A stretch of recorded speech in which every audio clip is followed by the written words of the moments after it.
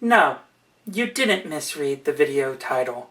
There is a legitimate Animal Crossing movie. Yeah, this is a real thing.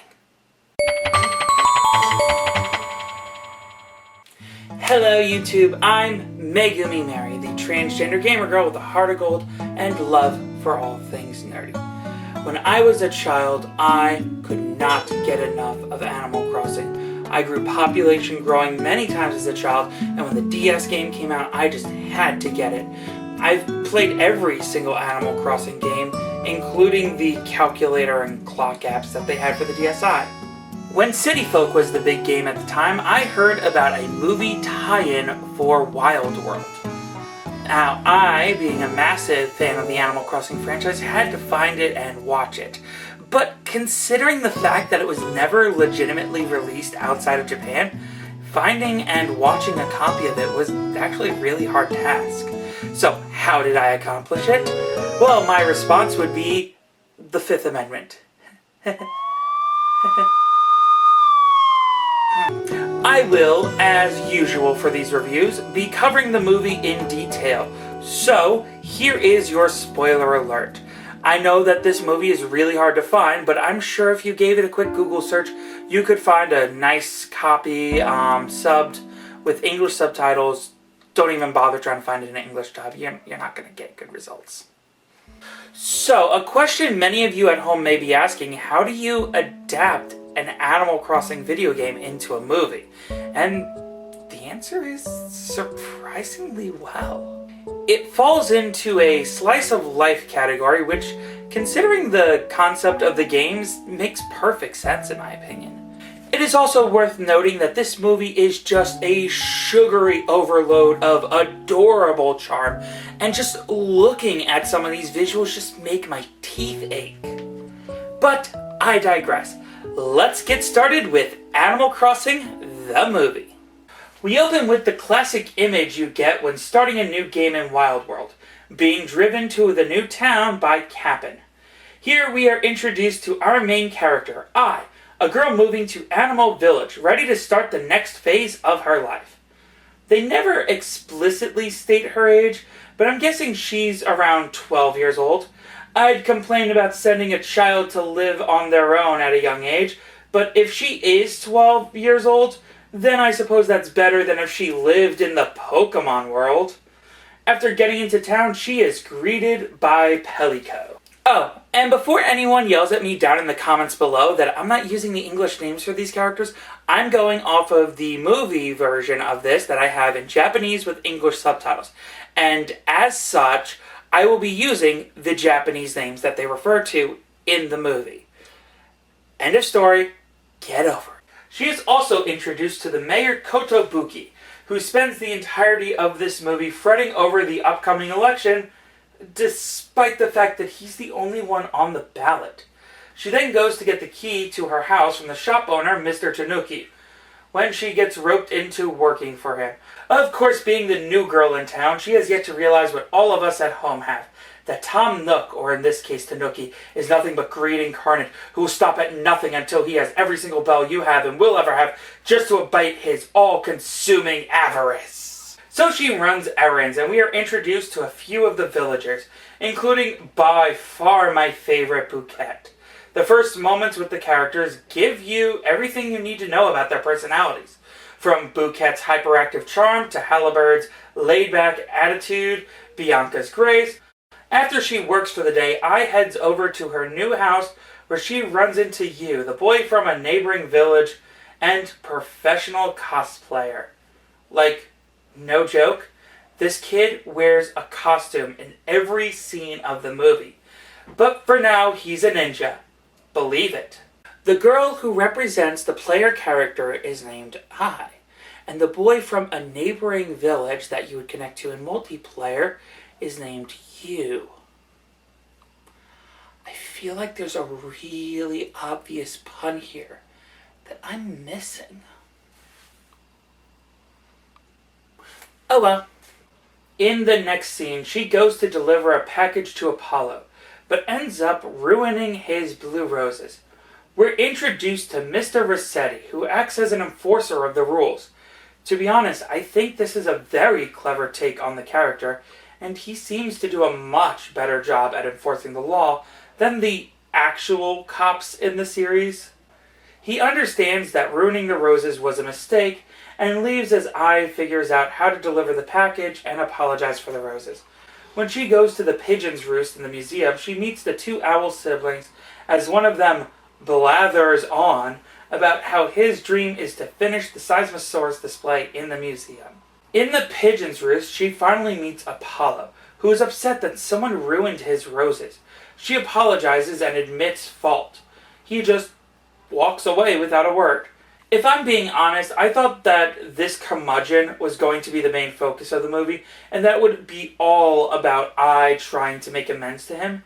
But I was very pleasantly surprised that wasn't the case. I'm glad they didn't go this route because that kind of story has been done a million times. And I kind of like what this movie is already. A slice of life story with no real focus. Well, actually, there is one real focus of the movie, and that's about Ai and what kind of passion she wants to pursue. She meets Sally, an elephant who ends up becoming her best friend. The two bond right away, and Ai, seeing that Sally has dreams of being a designer, starts to admire that about her and realizes that she wants her own dream to pursue as well. They even refer to these life dreams as cherry pie, much to the confusion of Bouquet. It's cute, charming, and works really well for an adaptation of Animal Crossing. One day during the summer, Sally, Ai, and Bouquet are excited for a KK Slider show as they see the two boys, Yu and Halibert, excited about the fossil they found. Bouquet offhandedly mentions that she's seen these fossils before in another place, and Yu, invading her personal space, demands to be taken there immediately. Hey, look, it's how I got my hands on this movie. When they find the stash of ammonite fossils, Ai discovers the fossil that Futo, the owl who runs the museum, wanted to add to his collection. Yu, impulsively thinking that he can grab it, ends up creating a cave-in, almost getting them crushed. After the fireworks festival, Ai begins contemplating what her cherry pie should be as she looks over a bunch of messages in a bottle she found the past few months, saying that an alien is stranded, and if she plants pine trees in places marked on the map, she will see a miracle.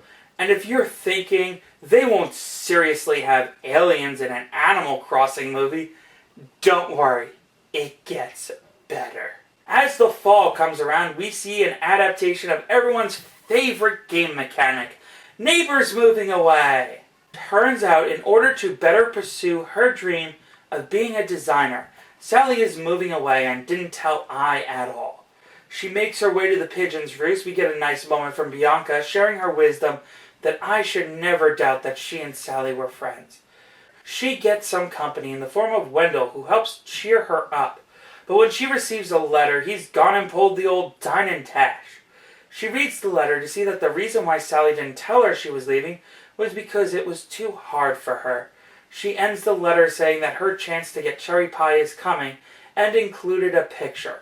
The fans of the game recognize this as a symbol of a neighbor in your town recognizing you as a true friend. Jump ahead to the winter and we see the fruits of Ai's labor with planting all the pine trees. She's been spending a lot of her time at the observatory learning about the stars and the possibility of alien life as she sees a UFO crashing.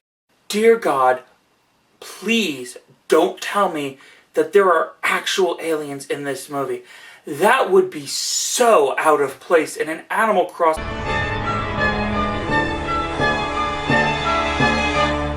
Hello. Oh, thank God. Oh. Can you imagine aliens in an Animal Crossing movie? So, just like in the video game, Ai has to help collect the pieces to the broken UFO. Yu says he saw a piece fall into the cave where they found the fossil earlier, so they make their way inside with the help of Sally, who's come back to town. Yu climbs up to the top of the fossil, gets the part, falling in the process as Ai catches the UFO part.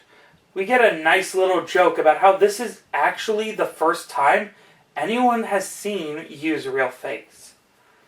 When they bring the part back to Gulliver, it turns out it's an extra part. How is that possible?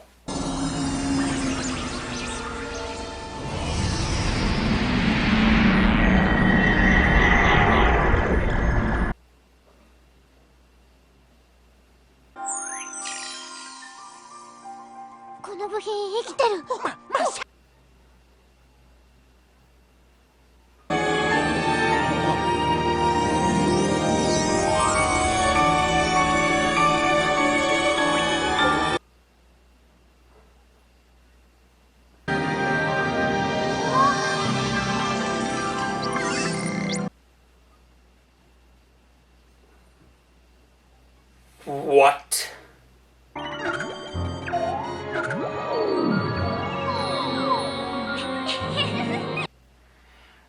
Aliens. Like, legitimate aliens in it.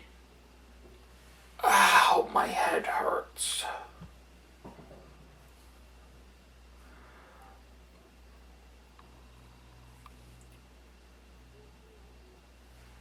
I thought the games were nonsensical at times. So yeah, that happened. Aliens. In an Animal Crossing movie.